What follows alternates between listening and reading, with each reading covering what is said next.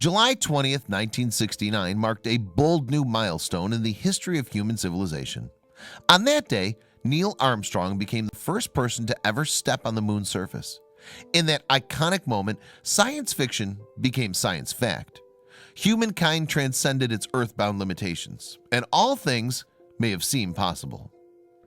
But the 1969 moon landing represented the culmination of nearly a decade of work by NASA.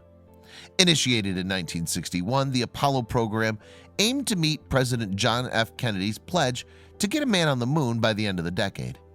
And with the Apollo 11 mission, the United States met that goal and claimed a major Cold War victory too.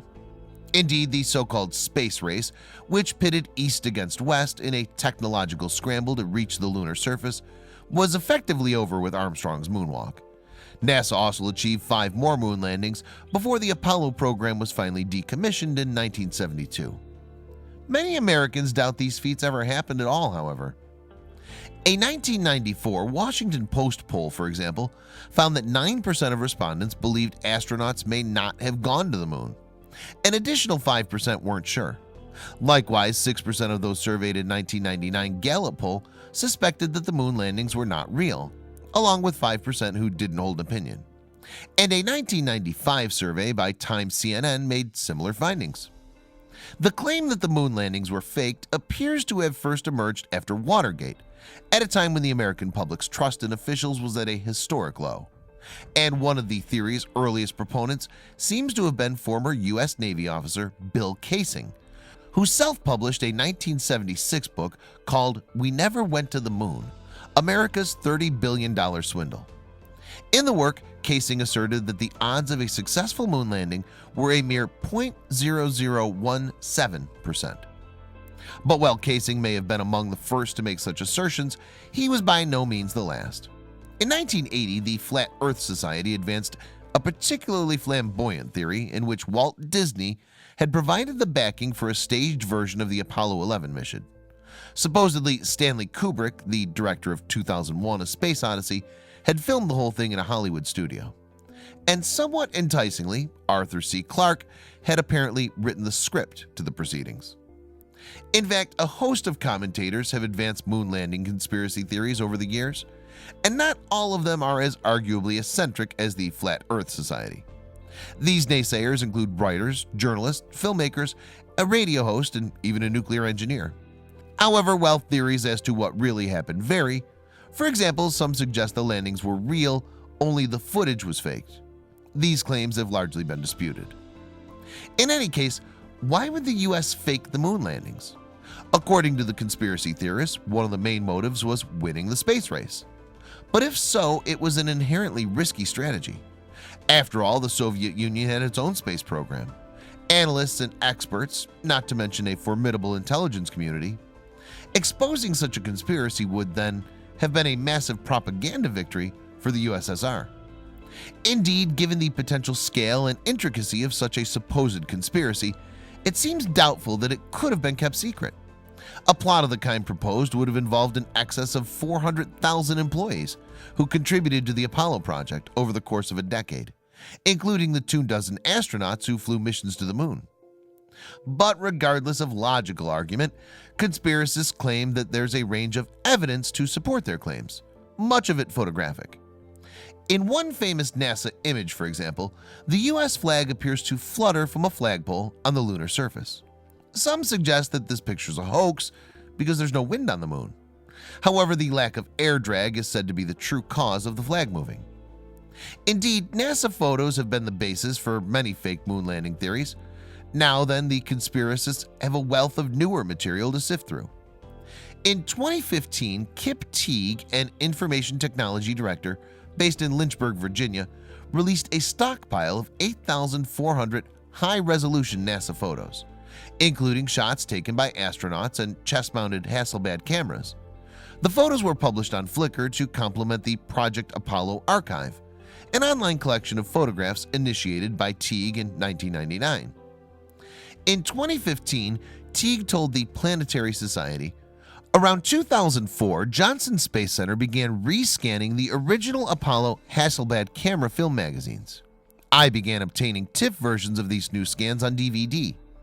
These images were processed for inclusion on Project Apollo Archive, including adjusting color and brightness levels and reducing the images in size to about 1,000 dots per inch for the high-resolution versions.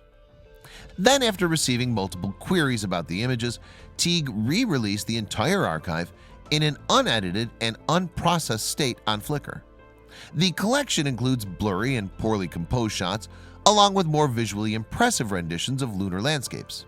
At times, the archive has a kitsch quality. In fact, it looks not unlike an album of family snaps. Furthermore, the collection includes images from all Apollo moon missions, not just the iconic Apollo 11 landing. Each exploration carried new technology and unique mission directives, suggesting a growing familiarity with the lunar landscape. With Apollo 12, for example, the astronauts managed to land their craft at a very precise point near an abandoned lunar probe. Meanwhile, on the Apollo 14 mission, Commander Alan Shepard famously knocked some golf balls across the lunar surface. The Apollo 14 crew, which also included Command Module pilot Stuart Roosa and Lunar Module pilot Edgar Mitchell, additionally retrieved more than 94 pounds of moon rocks for analysis. And some of the seeds that the men had taken with them on their journey had successfully germinated at the time of their return. It was Apollo 15, however, that marked the start of long-stay missions on the moon, as well as the first-ever deployment of NASA's lunar roving vehicle. Over the course of 3 days, Commander David Scott and Lunar Module pilot James Irwin documented the lunar surface. They used an array of scientific equipment, such as a gamma-ray spectrometer, a laser altimeter, and a mapping camera in order to do so. In the end, though, Apollo 17 was the last Apollo mission. Led by Commander Eugene Cernan, it involved a 3-day scientific study of the Taurus-Littrow Valley. The mission also smashed records for the longest period in lunar orbit, the longest time on the surface of the moon, the longest total time in moonwalks, and the largest sample of moon rock ever collected. But NASA has not returned to the moon since. So, there seems to be an overwhelming amount of physical evidence that NASA has landed at least one man on the moon, and yet hardened conspiracy theorists are unlikely to be swayed by Teague's archive. In 2017, for example, one YouTube user called Street Capel asserted that the reflection in the visor of an Apollo 17 astronaut revealed a figure of human not wearing a spacesuit. "You can see the individual looks like a man," Street Capel added. They seemingly suggested that the figure was some sort of stagehand. Continuing, "Back in the early 70s, long hair, wearing some sort of waistcoat type thing." However, it's not only social media websites that bear responsibility for propagating such issues. In 2001, for example, Fox aired a program called Conspiracy Theory: Did We Land on the Moon? The special was said to have been sympathetic towards the moon landing conspiracy theories. And in the show's aftermath, skepticism toward the moon landings reportedly climbed to 20% among a sample polled by the network. Thanks to conspiracists, then, the theories of fake moon landings have stood the test of time. Indeed, they'll probably outlive us all.